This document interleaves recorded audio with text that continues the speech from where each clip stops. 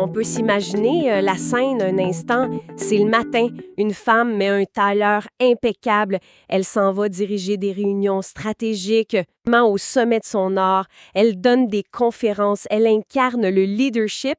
Puis le soir même... Le contraste doit être brutal. Brutal, c'est le mot. Le soir même, on retrouve cette femme-là assise sur le plancher d'une salle de bain.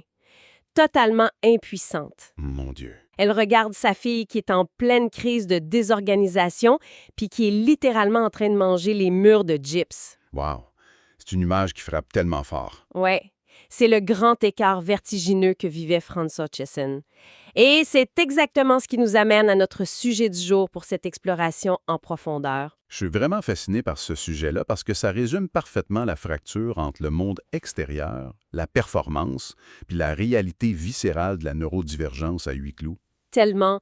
Fait qu'aujourd'hui, on plonge dans une source unique, mais vraiment massive.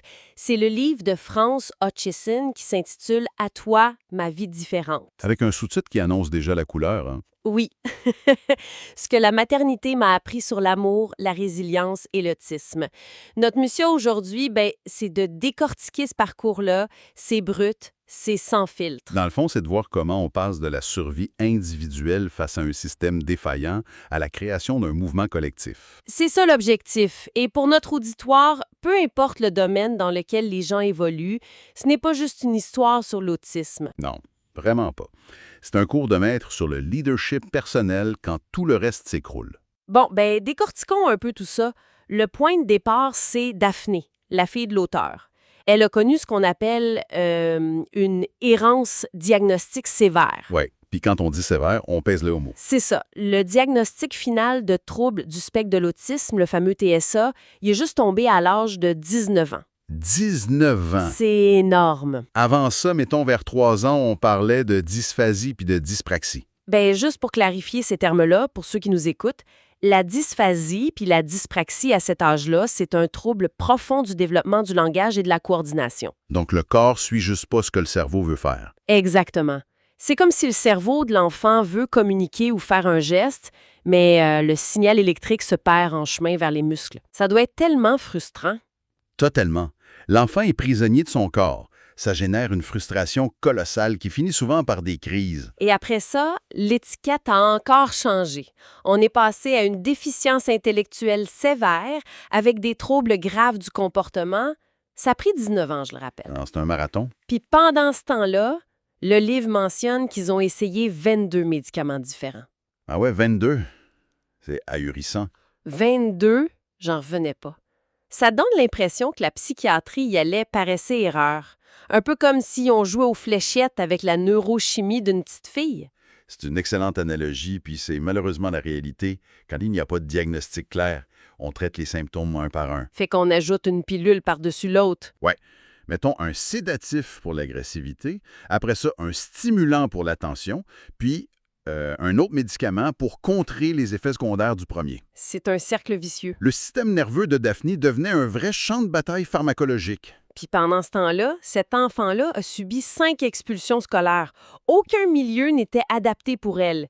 Et le système de santé publique, il brillait par sa rigidité bureaucratique. Ah, la fameuse bureaucratie. Écoute bien cette anecdote-là tirée du livre, ça donne envie de s'arracher les cheveux.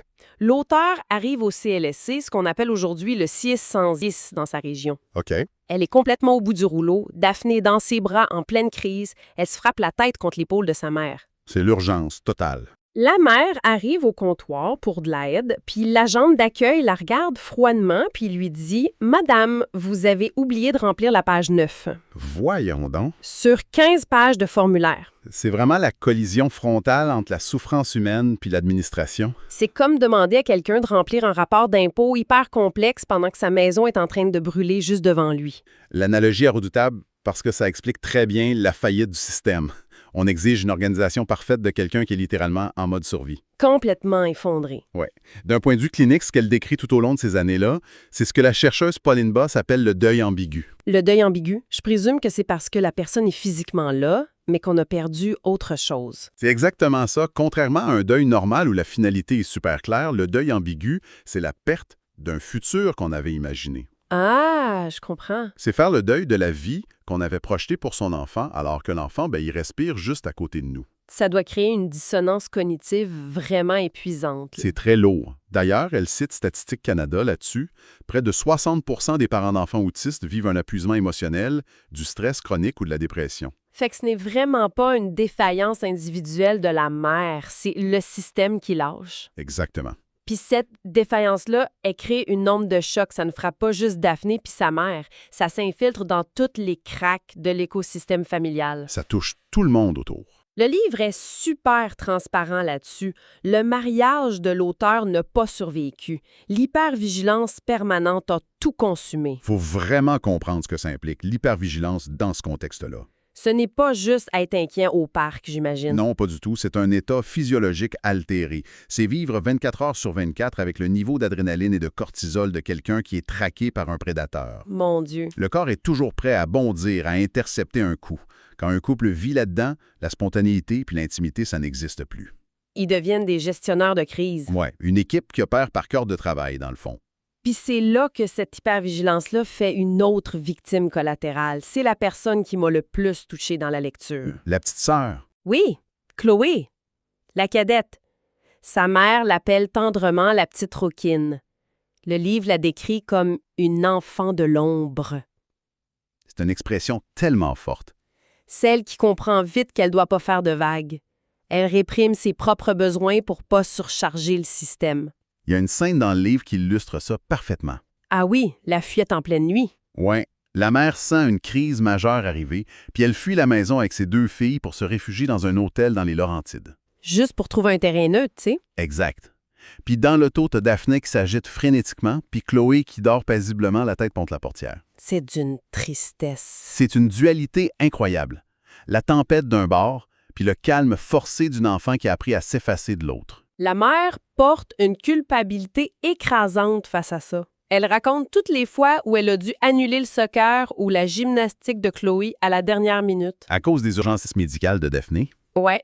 Puis plus tard, quand elle a le courage de demander à Chloé si elle lui en a voulu, la réponse de sa fille est désarmante. Qu'est-ce qu'elle lui dit? Elle dit « Non, maman, tu faisais ce que tu pouvais. J'ai toujours su que tu m'aimais. » Wow, c'est d'une maturité. C'est fou, hein?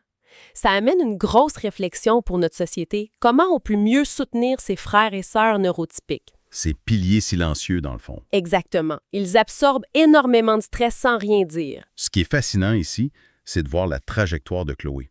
Le livre mentionne qu'elle travaille aujourd'hui dans le domaine de la santé. Ah ben oui, c'est vrai. Elle a métabolisé ce chaos-là pour en faire une vocation. Elle a une compréhension intuitive des systèmes nerveux dérégulés. Parce qu'elle a baigné dedans toute sa vie. L'auteur souligne très bien que la résilience, ça s'enseigne pas avec des beaux discours. Ça s'imprègne par l'exemple. Par osmose familiale un peu.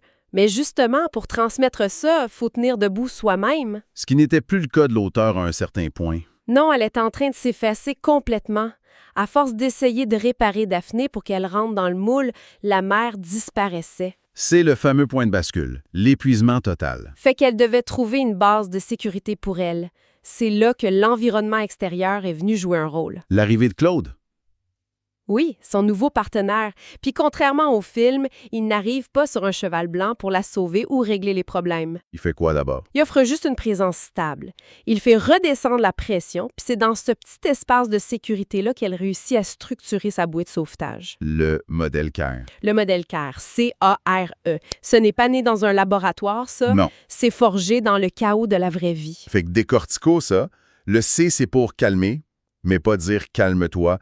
C'est revenir à son propre corps. OK. Le A, c'est accueillir les limites sans jugement. Le R pour réfléchir, prendre du recul. Puis le E pour éclairer, poser un geste aligné. C'est là que ça devient vraiment intéressant. Une experte en leadership gouvernemental qui doit abandonner ses grandes théories pour revenir à la base. Respirer, faire du yoga. S'ancrer dans le sol. C'est hyper ironique. Mais la science derrière ça est super claire. Le cortex préfrontal, la partie logique du cerveau, il se désactive quand le système nerveux est en alerte rouge.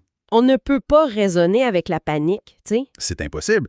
La clé du modèle CARE, c'est la corégulation puis les neurones miroirs. Ah oui, les neurones miroirs. C'est comme 2 diapasons, hein? Comment ça? Ben, mettons, si le parent est le premier diapason puis qu'il vibre d'anxiété, l'enfant va inévitablement capter cette vibration-là puis raisonner avec la même panique. C'est une excellente illustration. On peut pas forcer le diapason de l'enfant à arrêter de trembler si nous-mêmes on tremble. Exactement. Le système nerveux de l'enfant scanne son parent pour savoir s'il est en sécurité. Si la mère crie par en dedans, l'enfant le ressent biologiquement. Fait que le C de calmer, c'est d'abord pour le parent. Oui. Mettons, au beau milieu d'une crise à l'épicerie. Appliquer le modèle CARE. C'est pas d'essayer de raisonner l'enfant qui hurle. Ce serait de s'arrêter soi-même. Prendre une grande inspiration, détendre ses propres épaules, baisser le ton de sa voix. C'est envoyer un signal biologique de calme. C'est un changement de paradigme complet. Au lieu d'utiliser la parole, on agit sur la physiologie. Puis comme le cadre médical traditionnel menait à rien, elle a exploré des solutions plus holistiques. Le corps est devenu sa boussole. Elle a compris que si le langage bloque, faut passer par les sens. Elle a commencé par l'alimentation, je crois. Ouais, l'axe intestin-cerveau, le microbiote. Elle a vu l'impact des aliments ultra transformés sur l'irritabilité de Daphné. Intéressant. Mais la vraie révélation, c'est le mouvement. Le vélo tandem.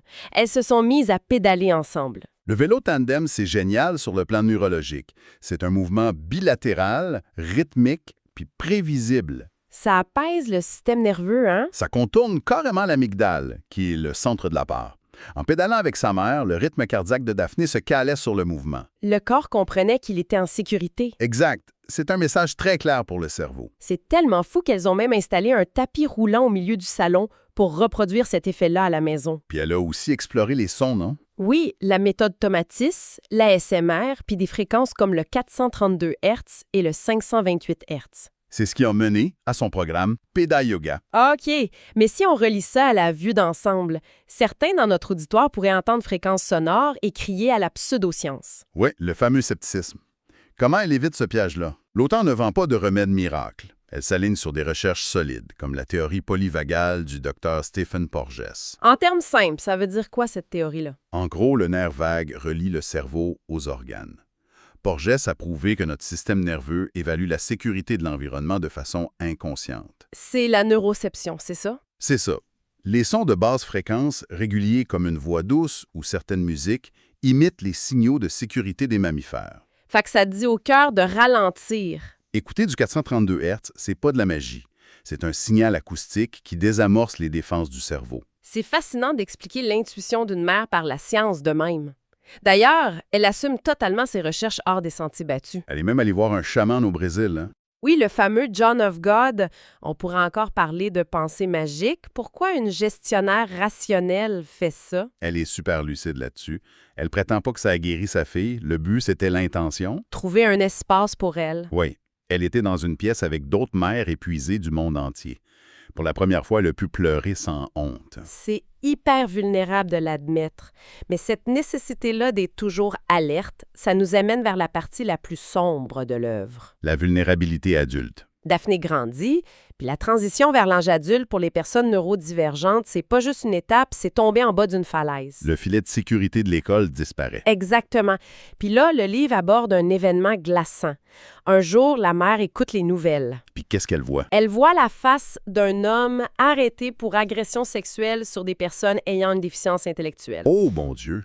Cet homme-là, il travaillait pour le transport adapté. C'était le chauffeur de Daphné. C'est le cauchemar absolu, l'effondrement total de la confiance. Soudainement, toutes les réactions de terreur de Daphné prenaient un sens macabre. Son refus de se faire toucher, ses crises inexpliquées. Ça nous ramène aux travaux du psychiatre Bessel van der Kolk. Le corps n'oublie rien. Le traumatisme s'encode dans le corps, tu sais. Exact. Daphné pouvait pas dénoncer avec des mots, mais son corps hurlait au danger. C'est lourd. Surtout quand tu lis les statistiques. Les adultes vivant avec un handicap sont 1,5 fois plus susceptibles de subir des violences physiques. Puis près de 3 fois plus pour les violences sexuelles. La peur de la mère, c'est plus juste de l'anxiété rendue là, c'est l'instinct de survie. Mais le génie de cette femme-là, c'est ce qu'elle fait de cette terreur.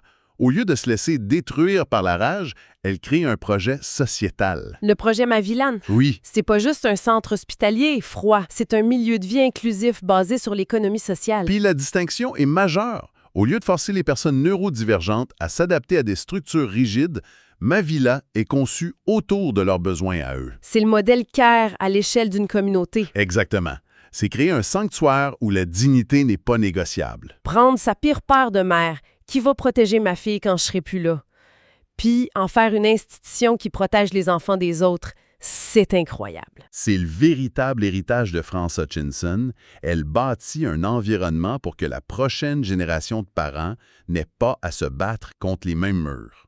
Fait qu'est-ce qu'on retient de tout ça au final, hein, si on synthétise ce parcours-là? Que la société doit s'adapter par l'inverse. Accompagner une personne neurodivergente, c'est pas la forcer dans le moule de la normalité à coups de médicaments. Non, ça demande d'être à l'écoute du corps puis du système nerveux avec des outils comme le Model Care. Puis un rappel super important pour tous les proches aidants dans notre auditoire. S'occuper de soi n'est jamais égoïste. La co-régulation prouve que tu ne peux pas sécuriser quelqu'un si tu te noies toi-même. Se préserver pour durer, c'est tellement nécessaire.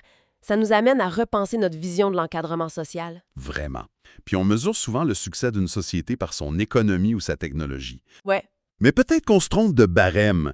La vraie valeur d'une société, ça se mesure à la façon dont elle protège ses adultes les plus vulnérables. Surtout quand leurs parents sont plus là pour se battre. Exact. Quand la mère n'est plus au comptoir pour exiger qu'on regarde plus loin que la page 9 du formulaire, est-ce que nos institutions peuvent voir l'humain? Ouf, c'est une question qui fesse. Puis c'est là-dessus qu'on va laisser les gens qui nous écoutent réfléchir aujourd'hui.